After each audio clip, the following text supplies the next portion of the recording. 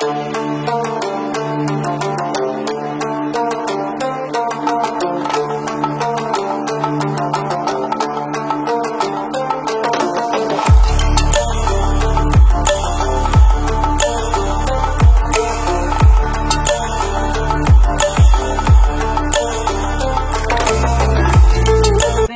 ನಾನು ನಿಮ್ಮ ಶಿವು ಕೊಪ್ಪಳ ಮಾತಾಡ್ತಾ ಇದ್ದೀನಿ. ಇವಾಗ ನಾವೆಲ್ಲಿದ್ದೀವಿ ಅಂತಂದ್ರೆ ಒಂದು ರಾಮಾಯಣ ಮಹಾಭಾರತ ಕಥೆಯನ್ನು ಒಳಗೊಂಡಂತ ಒಂದು ಅವನಿ ಬೆಟ್ಟದ ಹತ್ರ ಇದೀವಿ. ಈ ಅವನಿ ಬೆಟ್ಟದ ಒಂದು ಏನಪ್ಪಾ ಇಲ್ಲಿ ಸ್ಪೆಷಲ್ ಅಂತಂದ್ರೆ, ನಿಮಗೆ ಮಹಾಭಾರತದಲ್ಲಿ ಮತ್ತೆ ಪಾಂಡವರು ಇಲ್ಲಿ ಒಂದು ಸ್ಥಳಕ್ಕೆ ವಿಸಿಟ್ ಮಾಡಿದ್ದಾರೆ. ಮತ್ತೆ ನಿಮಗೆ ರಾಮಾಯಣದಲ್ಲಿ ಗೊತ್ತಿರೋ ಹಾಗೆ ರಾಮನು ಏನೋ ಸೀತೆಯನ್ನು ಏನೊಂದು ಒಂದು ಕಾಡಿ ಬಿಟ್ಟು ಅಂತ ಕಳಿಸ್ತಾನೆ. ಅಂದ್ರೆ ಒಂದು ಆಪಾದನೆ ಬರುತ್ತೆ ಪತಿವ್ರತೆ ಒಂದು ವಿಷಯದಲ್ಲಿ. ಅವಾಗ ಲಕ್ಷ್ಮಣನ್ ಏನೊಂದು ಕಳಿಸ್ತಾನೆ. ಆ ಒಂದು ಬೆಟ್ಟದಲ್ಲಿ ಇದೀವಿ. ಇಲ್ಲಿ ಸುಮಾರು ನಿಮಗೆ ಒಂದು 15ರಿಂದ 16 ಪ್ಲೇಸಸ್ ಗಳಿದಾವೆ. ಮಹಾಭಾರತ ಕಥೆ ಒಳಗೊಂಡ ಪ್ಲೇಸಸ್ ಆಗಿರ್ಬೋದು, ರಾಮಾಯಣ ಸಂಬಂಧಪಟ್ಟಂತ ಕಥೆಗೆ ಸಂಬಂಧಪಟ್ಟಂತ ಸ್ಥಳಗಳಾಗಿರ್ಬೋದು, ತುಂಬಾ ಸ್ಥಳಗಳಿದಾವೆ. ಇವಾಗ ನಾವು ಒಂದೊಂದೇ ಸ್ಥಳಗಳನ್ನ ಎಕ್ಸ್ಪ್ಲೋರ್ ಮಾಡ್ತಾ ಹೋಗೋಣ. ಬನ್ನಿ ಹೋಗೋಣ. ಸ್ನೇಹಿತರೆ, ನೀವು ಏನ್ ನೋಡ್ತಾ ಇದ್ರ, ಇದೊಂದು 3 ಕಲ್ಲಿನ ಮೇಲೆ ಇದೊಂದು ರೋಚಕ ಸ್ಟೋರಿ ಇದೆ. ಏನಪ್ಪಾ ಅಂತಂದ್ರೆ, ಲವ ಕುಶ ಮತ್ತು ರಾಮನಿಗೆ ಒಂದು ಯುದ್ಧ ಆಗ್ತಿರುತ್ತೆ. ಆ ಯುದ್ಧ ಆಗ್ಬೇಕಾದ್ರೆ ಸೀತೆ ಏನ್ ಮಾಡ್ತಾನೆ ಅಂತಂದ್ರೆ ಹನುಮಂತನ ಹತ್ರ ಕೇಳ್ತಾಳೆ, ಆ ಒಂದು ಯುದ್ಧ ನೋಡ್ಬೇಕಂತಂದು. ಏನ್ ಮಾಡ್ತಾನೆ ಅಂದ್ರೆ ಹನುಮಂತ ಆ ಒಂದು 3 ಕಲ್ಲು ಏನಿದೆ ಆ 3 ಕಲ್ಲಿನ ಮೇಲೆ ಕೂರಿಸ್ತಾನೆ. ಆ ಯುದ್ಧ ಮಾಡ್ಬೇಕಾದ್ರೆ ಲವ ಕುಶ ಮತ್ತೆ ರಾಮ ಯುದ್ಧ ಮಾಡ್ಬೇಕಾದ್ರೆ ಆ ತಂದೆ ಮಕ್ಕಳ ಯುದ್ಧ ನೋಡ್ಬಿಟ್ಟು ಸೀತೆ ಕಣ್ಣೀರು ಬರುತ್ತೆ. ಈಗ ನಿಮ್ಗೊಂದು ಬ್ಲಾಕ್ ಮಾರ್ಕ್ ಕಾಣ್ತಾ ಇದೆ. ಆ ಸೀತೆಯ ಒಂದು ಕಣ್ಣಿನ ಒಂದು ಮಾರ್ಕ್ ಅಂತ ಹೇಳ್ಬೋದು. ಅಲ್ಲಿ ನಿಮ್ಗೇನೊಂದು ಬ್ಲಾಕ್ ಕಾಣ್ತಾ ಇದೆ, ಅದು ಕಣ್ಣೀರು. ಅಂದ್ರೆ ತಂದೆ ಮಕ್ಕಳ ಒಂದು ಯುದ್ಧ ನೋಡಿ ದುಃಖ ಪಡ್ತಾಳೆ. ಅದೇ ಒಂದು ಬ್ಲಾಕ್ ಮಾರ್ಕ್ ಆಗಿ ಉಳ್ಕೊಂಡಿದೆ. ಇನ್ನು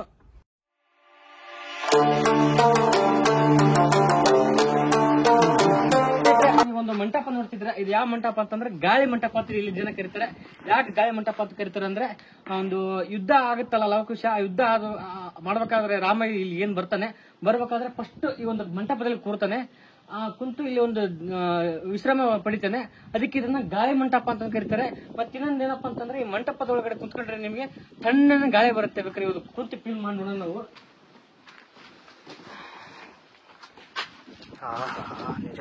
ಈ ಮಂಟಪದಲ್ಲಿ ಕುತ್ಕೊಂಡ್ರೆ ನಿಮ್ಗೆ ತಣ್ಣನೆ ಗಾಳಿ ಬರುತ್ತೆ. ಏನಂದ್ರೆ ಅಯೋಧ್ಯೆಯಿಂದ ರಾಮ ಏನ್ ಬರ್ತಾನೆ, ಒಂದು ಸೀತನ ಹುಡ್ಕೊಂಡು ಬಂದಾಗ ಲವಕುಶ ಯುದ್ಧ ಆಗಿಂತ ಮುಂಚೆನೆ ಈ ಮಂಟಪದಲ್ಲಿ ಸ್ವಲ್ಪ ವಿಶ್ರಾಮ ಪಡಿತಾನೆ. ಆವಾಗಿಂದ ಈ ಮಂಟಪಕ್ಕೆ ಗಾಳಿ ಮಂಟಪ ಅಂತ ಕರೀತಾರೆ. ಮತ್ತೆ ರಾಮ ವಿಶ್ರಾಮ ಮಂಟಪ ಅಂತ ಕರೀತಾರೆ. ಸ್ನೇಹಿತರೆ, ಇವಾಗ ನಾವು ಪಂಚ ಪಾಂಡವರ ದೇವಾಲಯದಲ್ಲಿ ಇದ್ದೀವಿ. ಇಲ್ಲಿ ಏನಪ್ಪಾ ಅಂತಂದ್ರೆ, ವನವಾಸದಲ್ಲಿ ಪಾಂಡವರು ಇಲ್ಲಿ ಬಂದಿರ್ತಾರೆ, ವಿಸಿಟ್ ಮಾಡಿರ್ತಾರೆ ಈ ಒಂದು ಸ್ಥಳಕ್ಕೆ.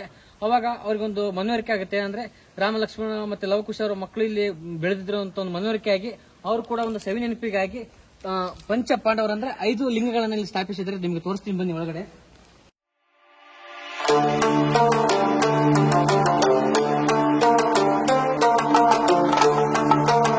ನೀವು ನೋಡಬಹುದು 5 ಲಿಂಗಗಳಿದ್ದಾವೆ.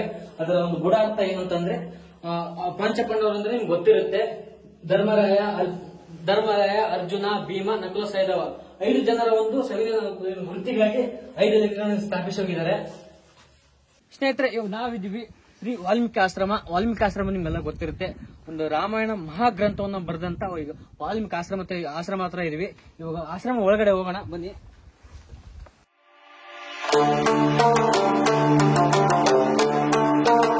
ಆಶ್ರಮ ಒಳಗಡೆ ನೋಡುವ ಸ್ನೇಹಿತರೆ, ನೀವು ಒಂದು ವೀರಭದ್ರೇಶ್ವರ ದೇವಸ್ಥಾನ ಇದೆ. ಮತ್ತೆ ಇನ್ನೊಂದೇನಪ್ಪ ಅಂದ್ರೆ, ಈ ಆಶ್ರಮದ ವಿಶೇಷ, ನಿಮ್ಗೆ ಸೀತೆ ಮಕ್ಕಳು ಲವಕುಶ ನಿಮ್ಗೆ ಗೊತ್ತಿರುತ್ತೆ. ಲವಕುಶ ಅವರಿಗೆ ಒಂದು ಹೊಟ್ಟೆ ನೋವು ಬರುತ್ತೆ.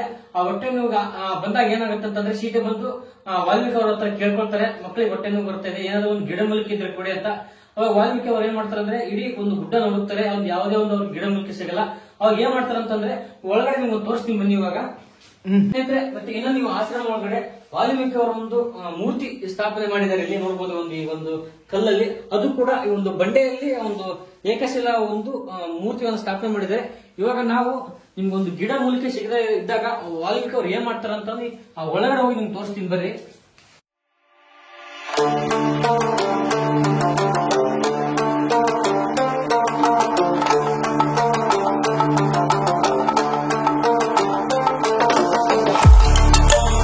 ನೋಡ್ತಾ ಇರ್ಬೋದು ಮಣ್ಣು. ಇದೇ ಏನಪ್ಪಾ ಮಣ್ಣು ತೋರಿಸ್ತಾರೆ ನೀವು ಅನ್ಕೋಬಹುದು. ಆ ವಾಲ್ಮೀಕಿ ಅವ್ರು ಏನ್ ಮಾಡ್ತಾರೆ ಅಂದ್ರೆ, ಈ ಮಣ್ಣಿಂದ ಒಂದು ಗಿಡಮೂಲಿಕೆಯನ್ನ ಉತ್ಪನ್ನ ಮಾಡಿ ಮಕ್ಕಳಿಗೆ ಕೊಡ್ತಾರೆ. ಆವಾಗ ಮಕ್ಕಳು ಹುಷಾರಾಗ್ತಾರೆ. ಅವಾಗಿಂದ ಈ ಮಣ್ಣು ಇಲ್ಲಿ ಬಂದವರು ಪ್ರತಿಯೊಬ್ರು ಈ ಮಣ್ಣನ್ನ ಪ್ರಸಾದ ರೀತಿಯಲ್ಲಿ ತಗೊಂಡು ಹೋಗ್ತಾರೆ. ಮತ್ತೆ ಇನ್ನೊಂದು ಏನಪ್ಪ ಅಂತಂದ್ರೆ ಅಪೆಂಡಿಕ್ಸ್ ಮತ್ತೆ ಹೊಟ್ಟೆ ನೋವು ಏನೇ ಇದ್ರು ಈ ಒಂದು ಮಣ್ಣನ್ನು ತಗೊಂಡೋಗಿ ಹಾಲಲ್ಲಿ ನಾವು ಇದನ್ನ ಬೆರೆಸಿ ಮಿಕ್ಸ್ ಮಾಡಿ ಕುಡಿದ್ರೆ ಹೊಟ್ಟೆ ನೋವು ಕಡಿಮೆ ಆಗುತ್ತೆ ಅನ್ನೋ ಇವಾಗಲೂ ಕೂಡ ಈ ಜನ ನಂಬ್ತಾರೆ. ಸ್ನೇಹಿತರೆ, ನೀವು ಇಲ್ಲಿ ನೋಡ್ತಾ ಇರಬಹುದು ಒಂದು ದೀಪದ ಒಂದು ಮಾರ್ಕ್ ಇದೆ. ಏನಪ್ಪ ಅಂತಂದ್ರೆ ಆಗಿನ ಕಾಲದಲ್ಲಿ ಸೀತೆ ಏನ್ ಮಾಡುತ್ತಾ ಇದ್ರೆ ಒಂದು ರಾತ್ರಿಯ ಸಮಯದಲ್ಲಿ ಏನಾದ್ರು ಒಂದು ಬಟ್ಟೆ ಏನಾದ್ರು ಒಗಿತಾ ಇದ್ರೆ ಕತ್ಲು ಇರೋ ಸಂಬಂಧ ಕತ್ಲು ಇದ್ದಿದ್ರಿಂದ ಒಂದು ದೀಪನ ಹಚ್ಚಿ ಆ ದೀಪದ ಒಂದು ಬೆಳಕಿಂದ ಮಕ್ಕಳ ಬಟ್ಟೆ ಒಗೆದಾಗಿರ್ಬೋದು, ಮಕ್ಕಳ ಒಂದು ಪಾತ್ರೆ ತುಳಿಯೋದಾಗಿರ್ಬೋದು, ಏನೋ ಒಂದು ಡೈಲಿ ದಿನದ ಚಟುವಟಿಕೆಗಳು ಏನೇ ಇರಲಿ ಒಂದು ದೀಪ ಹಚ್ಚಿ ಒಂದು ಮಾಡ್ತಾ ಇದ್ದಾರೆ ಒಂದು ಇವಾಗಲೂ ಕೂಡ ನಮಗೆ ನೋಡಲು ಸಿಗುತ್ತೆ ಇಲ್ಲಿ. ಒಂದು ಗಾಳಿ ಮಂಟಪ ಮತ್ತೆ ಆ ಒಂದು ಕೊಳ ನೋಡಿದ ಮೇಲೆ ಸ್ವಲ್ಪ ಮುಂದೆ ಬಂದ್ರೆ ನಿಮ್ಗೆ ಒಂದು ತಾಯಿ ಮನೆ ಸಿಗುತ್ತೆ. ತಾಯಿ ಮನೆ ಅಂತಂದ್ರೆ ಸೀತೆ ಮಾತೆ ಒಂದು ಲವಕುಶ ಅವರಿಗೆ ಒಂದು ಜನ್ಮ ನೀಡಿದಂತ ಸ್ಥಳ ಅಂತ ಹೇಳ್ಬೋದು. ಈ ಜನ್ಮ ಸ್ಥಳದಲ್ಲಿ ಮತ್ತೆ ಒಳಗಡೆ ಏನೇನು ಒಂದು ವಿಶೇಷತೆ ಇದೆಗಳನ್ನು ತಿಳಿದುಕೊಳ್ಳೋಣ. ಫಸ್ಟ್ ಬನ್ನಿ ಒಳಗೆ ಹೋಗೋಣ.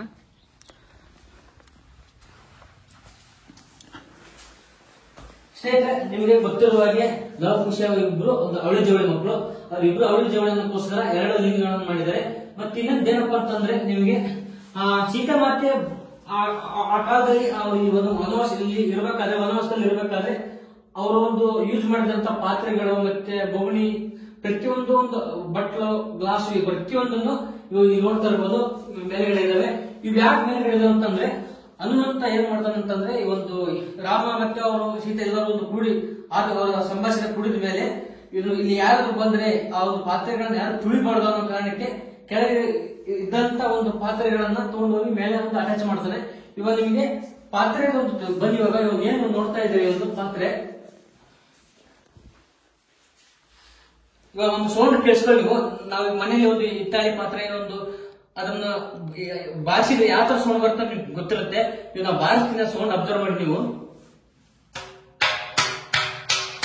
ನಿಮ್ಗೆ ಸೌಂಡ್ ಫೀಲ್ ಆಗಿದೆ ಅಂತ ಅನ್ಕೊಂತೀನಿ. ಇವಾಗ ಇದು ನಾರ್ಮಲ್ ಸೌಂಡ್ ನೋಡಿ, ಇದು ಯಾವ ತರ ಸೌಂಡ್ ಇದೆ, ಇದು ಯಾವ ತರ ಸೌಂಡ್ ಇದೆ ನೋಡಿ. ನಿಮ್ ಮನೇಲಿ ಯಾವ್ದಾದ್ರು ಒಂದು ಹಿತ್ತಾಳಿ ಇದ್ರೆ ನೀವು ಬಾರಿಸಿ ನೋಡಿ, ಒಂದು ಸೇಮ್ ಹಿತ್ತಾಳಿ ತರ ಒಂದು ಸೌಂಡ್ ಬರ್ತಾ ಇದೆ ನೋಡಬಹುದು ನೀವು. ಒಂದು ದೊಡ್ಡ ಒಂದು ಬೋಗಣಿ ಇದೆ, ಸಣ್ಣ ಪುಟ್ಟ ಬೋಗಣಿಗಳೆಲ್ಲ ಇದಾವೆ, ಒಂದು ಚಿಕ್ಕ ಚಿಕ್ಕ ಪಾತ್ರೆ ಇರ್ಬೋದು, ದೊಡ್ಡ ಪಾತ್ರೆ ಇರ್ಬೋದು. ಪ್ರತಿಯೊಂದನ್ನು ಆಂಜನೇಯ ಏನ್ ಮಾಡಿದಾನೆ ಅಂದ್ರೆ ಕೆಳಗಡೆ ಇದ್ದಂತ ಪಾತ್ರೆಗಳನ್ನು ತಗೊಂಡೋಗಿ ಮೇಲ್ಗಡೆ ಅಟ್ಯಾಚ್ ಮಾಡಿದ್ದಾನೆ.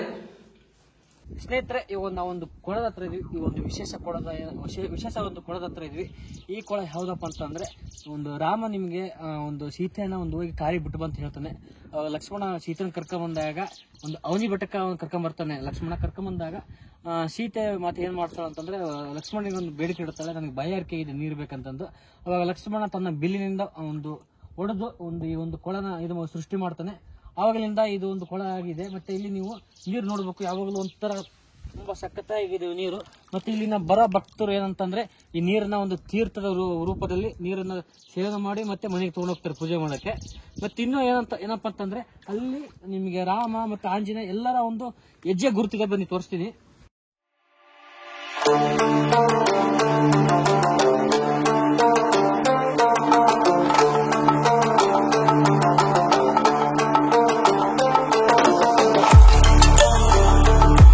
ಇದೇನಿದೆ ದೊಡ್ಡದಿದೆಯಲ್ಲ ಹೆಜ್ಜೆ ಗುರುತು, ಇದು ಆಂಜನೇಯಂದು.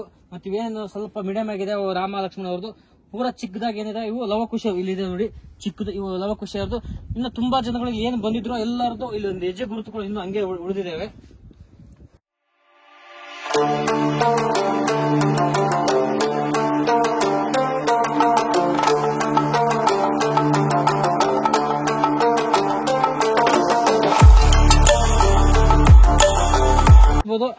ಸಂಸ್ಕೃತದಲ್ಲಿ ಆಗಿನ ಕಾಲದಲ್ಲಿ ಏನೋ ಬರ್ದಿದ್ದಾರೆ, ನಮಗ್ ಸ್ವಲ್ಪ ಅಷ್ಟೊಂದು ಕ್ಲಿಯರ್ ಆಗಿ ಕಾಣ್ತಾ ಇಲ್ಲ. ಸಂಸ್ಕೃತದಲ್ಲಿ ಬರ್ದಿದ್ದಾರೆ.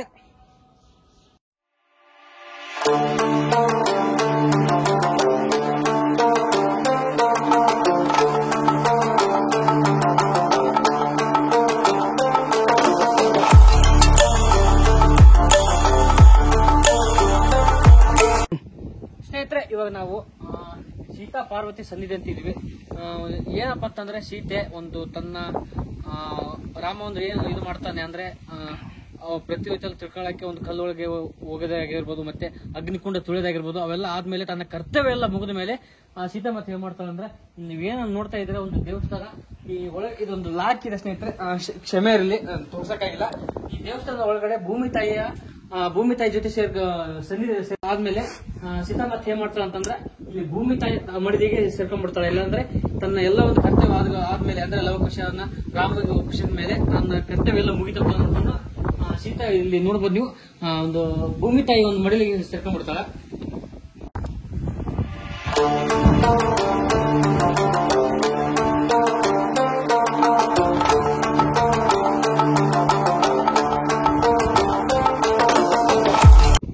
ಸ್ನೇಹಿತರೆ, ಮತ್ತೆ ಇನ್ನೊಂದು ಈ ದೇವಸ್ಥಾನ ಇಂದ ಸ್ವಲ್ಪ ಹಿಂದ್ಗಡೆ ಒಂದು 300 ಮೀಟರ್ಸ್ ಮುಂದೆ ಹೋದ್ರೆ ನೀವು ಸೀತಾಮಾತೆ ಒಂದು ಅಗ್ನಿ ಪರೀಕ್ಷೆ ಏನ್ ಮಾಡಿರ್ತಾರೆ ಆ ಸ್ಥಳ, ಮತ್ತು ಇನ್ನೊಂದು ಕಲ್ಲಿನ ಬಂಡೆ ಒಳಗಡೆ ಒಂದು ಏನೊಂದು ಪ್ರತಿವತ್ತೆ ಅಂತ ಚೆಕ್ ಮಾಡಕ್ಕೆ ರಾಮ ಒಂದು ಏನೋ ಒಂದು ಹೇಳ್ತಾನೆ. ಆ ಒಂದು ಕಲ್ಲು ಕೂಡ ಒಂದು ಸ್ವಲ್ಪ ಹಿಂದ್ಗಡೆ ಹೋಗ್ಬೇಕು, ಒಂದು 300 ಮೀಟರ್ ಇದೆ.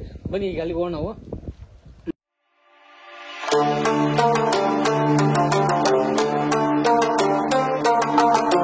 ಸ್ನೇಹಿತರೆ, ಇವಾಗ ನಾವೊಂದು ಅಗ್ನಿ ತೀರ್ಥ ಅಂತ ಒಂದು ಸ್ಥಳದಲ್ಲಿದ್ದೀವಿ.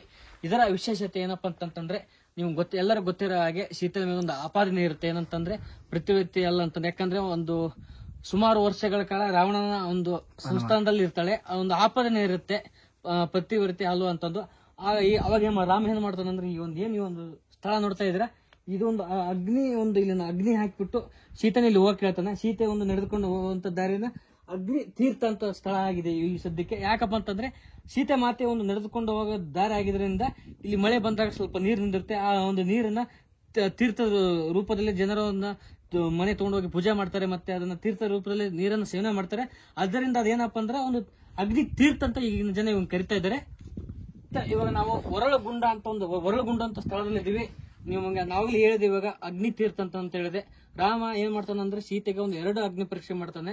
ಅದರಲ್ಲಿ ಒಂದು ಅಗ್ನಿ ತೀರ್ಥ ಮತ್ತೆ ಇನ್ನೊಂದು ಒರಳುಗುಂಡ ಅಂತ ಏನಂದ್ರೆ ಒಂದು ಕಲ್ಲಿನ ಬಂಡೆ ಏನಿದೆ ಆ ಕಲ್ಲಿನ ಬಂಡೆ ಕೆಳಗೆ ನೀನು ಹಾದು ಹೋಗತ್ತೆ ಹೇಳ್ತಾನೆ. ಅಂದ್ರೆ ಏನಾದ್ರೂ ಪ್ರತಿವ್ರತೆ ಆಗಿದ್ರೆ ಅದರಿಂದ ನೀವು ಆಚೆ ಬರ್ತಿ ಅಂತ ಒಂದು ಹೇಳ್ತಾನೆ. ಅವಾಗ ಸೀತೆ ಮಾತೆ ಇಲ್ಲಿಂದ ಒಂದು ಜಸ್ಟ್ ಒಂದು 3 ಪ್ರದಕ್ಷಿಣೆ ಹಾಕಿದ ತಕ್ಷಣ ನೀವು ನೋಡಬಹುದು ಕಲ್ಲು ಯಾವ ತರ ಫುಲ್ ಒಂದು ಜಾಗ ಮಾಡಿಕೊಟ್ಟಿದೆ ಅಂತ ನಿಮ್ಗೆ ತೋರಿಸ್ತೀನಿ ನೋಡಿ. ಇವಾಗ ಫುಲ್ ನಿಮಗೆ ಒಬ್ಬ ಮನುಷ್ಯ ನಿಮ್ಗೆ ಈ ಕಡೆಯಿಂದ ಆ ಕಡೆವರೆಗೂ ಆರಾಮಾಗಿ ಹೋಗ್ಬೋದು. ಇದನ್ನ ಒರಳುಗುಂಡ ಅಂತ ಕರೀತಾರೆ. ಮತ್ತೆ ಇನ್ನೊಂದು ಏನಪ್ಪಾ ಅಂದ್ರೆ ಈ ಸ್ಥಳದ್ದು ಈಗ ಏನಾದ್ರು ಯಾರಿಗಾದ್ರು ದೆವ್ವ ಪಿಶಾಚಿ ಏನಾದ್ರು ಮೆಟ್ಕೊಂಡಿದ್ರೆ ಅವ್ರನ್ನ ಇಲ್ಲಿ ಕರ್ಕೊಂಡ್ಬಂದು ಏನಾದ್ರು ಅವ್ರಿಗೆ ದೆವ್ವ ಬಿಡಿಸ್ಬೇಕಂತಂದ್ರೆ ಒಂದು ಬಂಡೆ ಕೆಳಗೆ ಅವ್ರನ್ನ ನುಗ್ಸಿದ್ರೆ ಆ ದೆವ್ವ ಬಿಡೋವರೆಗೂ ಅವರು ಆ ಬಂಡೆಯಿಂದ ಆ ಕಡೆ ಒಳಗೆ ಪಾಸ್ ಹಾಕ ಯಾವುದೇ ಕಾರಣಕ್ಕೂ ಸಾಧ್ಯ ಇಲ್ಲ. ಆ ದೆವ್ವ ಬಿಟ್ಟ ಮೇಲೆ ಆ ಕೆಳಗಿಂದ ಅವ್ರು ಆ ಕಡೆ ಪಾಸ್ ಆಗ್ತಾರೆ, ಆ ಕಡೆ ಇನ್ನೊಂದು 8 ಕಡೆ ಪಾಸ್ ಆಗ್ತಾರೆ. ಮತ್ತೆ ಇನ್ನೊಂದು ಏನಂದ್ರೆ ಯಾರಿಗಾದ್ರು ಮಕ್ಕಳು ಆಗಿಲ್ಲ ಅಂತಂದ್ರೆ ಮಕ್ಕಳು ಆಗಲ್ಲ ಅಂತ ಏನಾದ್ರು ಇದ್ರೆ ಅವ್ರ ಏನಾದ್ರು ಒಂದು ಲಕ್ಷ್ಮಣ ತೀರ್ಥ ಅಂತ ನಿಮ್ಗೆ ನೋಡ್ಕೊಂಡ್ ಬಂದಿರ್ತಾರೆ ವಿಡಿಯೋ. ಆ ಲಕ್ಷ್ಮಣ ತೀರ್ಥದಲ್ಲಿ ಸ್ನಾನ ಮಾಡಿ ಇಲ್ಲಿ ಏನಿದೆ ಇಲ್ಲಿ ಬಂದು ಪ್ರದಕ್ಷಿಣೆ ಹಾಕಿದ್ರೆ ಮತ್ತೆ ಅವ್ರಿಗೆ ಏನಪ್ಪಾ ಅಂತಂದ್ರೆ ಕನಸಲ್ಲಿ ಅವ್ರಿಗೆ ಏನಾದ್ರು ಒಂದು ಸಿಂಬಲ್ ಸೂಚನೆ ಏನಾದ್ರು ಯಾವ್ದಾದ್ರು ಬಟ್ಟೆ ಏನಾದ್ರು ಒಂದು ಸೂಚನೆ ಸೀತಾಮಾತೆ ಏನಾದ್ರು ಕನಸಲ್ಲಿ ಬರೋದು ಆತರ ಏನಾದ್ರು ಬಂದ್ರೆ ಅವ್ರಿಗೆ ಮಕ್ಕಳು ಆಗ್ತೇವೆ ಅನ್ನೋ ನಂಬಿಕೆ ಈಗ ಕೂಡ ಜನರಿಂದ ನಂಬ್ತಾರೆ. ಸ್ನೇಹಿತರೆ, ಈಗ ನಮ್ಮ ಏನಪ್ಪಾ ಅಂತಂದ್ರೆ ಅವನಿ ಬೆಟ್ಟದ ಒಂದು ಎಕ್ಸ್ಪ್ಲೋರ್ ಇಲ್ಲಿಗೆ ಕಂಪ್ಲೀಟ್ ಆಗುತ್ತೆ. ನೀವು ಏನಾದ್ರು ಒಂದು ಅವನಿ ಬೆಟ್ಟಕ್ಕೆ ವಿಸಿಟ್ ಮಾಡ್ತೀರ ಅಂದ್ರೆ ಸುಮಾರು ಒಂದು 16 ಪ್ಲೇಸ್ಗಳನ್ನ ನೀವು ಇಲ್ಲಿ ಕವರ್ ಮಾಡಬಹುದು. ನಿಮಗೆ ಇವಾಗ ನೋಡ್ಕೊಂಡ್ ಬಂದಿರ್ತಾರ ಪ್ಲೇಸ್ಗಳನ್ನು. ಇನ್ನು ಯಾವ್ದಾದ್ರು ಏನಾದ್ರು ಪ್ಲೇಸ್ ಏನಾದ್ರು ಮಿಸ್ ಮಾಡಿದ್ರೆ ಮತ್ತೆ ಏನಾದ್ರು ವಿವರಣೆಯಲ್ಲಿ ಎಕ್ಸ್ಪ್ಲೋರಿಂಗ್ ಅಲ್ಲಿ ಏನಾದ್ರು ಮಿಸ್ಟೇಕ್ ಇದ್ರೆ ನೀವು ಕಮೆಂಟ್ ಮೂಲಕ ತಿಳಿಸಿ. ಇನ್ನು ನಿಮ್ಗೆ ನಾನು ಹೇಳಿದಕ್ಕಿಂತ ಏನಾದ್ರು ನಿಮ್ಗೆ ಹೆಚ್ಚಿಗೆ ಏನಾದ್ರು ಒಂದು ಇನ್ಫಾರ್ಮೇಶನ್ ಗೊತ್ತಿದ್ರೆ ಕಮೆಂಟ್ ಅಲ್ಲಿ ಒಂದು ಇನ್ಫಾರ್ಮೇಶನ್ ಬರೀರಿ, ನಾನು ಕೂಡ ತಿಳ್ಕೊಂತೀನಿ. ಈ ವಿಡಿಯೋನ ಇಲ್ಲಿಗೆ ಮುಗಿಸ್ತೀನಿ ಸ್ನೇಹಿತರೆ. ನಾವು ಸಿಗೋಣ ಇನ್ನೊಂದು ವಿಡಿಯೋದಲ್ಲಿ. ಎಲ್ಲರಿಗೂ ನಮಸ್ಕಾರ. ಮತ್ತೆ ಇನ್ನೊಂದು ಏನಪ್ಪಾ ಅಂತಂದ್ರೆ ಇಷ್ಟೊಂದು ಎಲ್ಲ ಕಷ್ಟಪಟ್ಟು ವಿಡಿಯೋ ಮಾಡಿರ್ತೀವಿ. ಪೂರ್ತಿಯಾಗಿ ವಿಡಿಯೋ ನೋಡಿ ಮತ್ತೆ ನಿಮ್ಮ ಫ್ರೆಂಡ್ಸ್ ಗಳು ಶೇರ್ ಮಾಡೋ ಮೂಲಕ ನಮ್ಗೆ ಬೆಂಬಲ ಸೂಚಿಸಬೇಕಂತ ನಮ್ಮಲ್ಲಿ ಕೇಳ್ಕೊಳ್ತೀನಿ. ಜೈ ಶ್ರೀರಾಮ್, ಜೈ ಕರ್ನಾಟಕ ಮಾತೆ. ಎಲ್ಲರಿಗೂ ನಮಸ್ಕಾರ.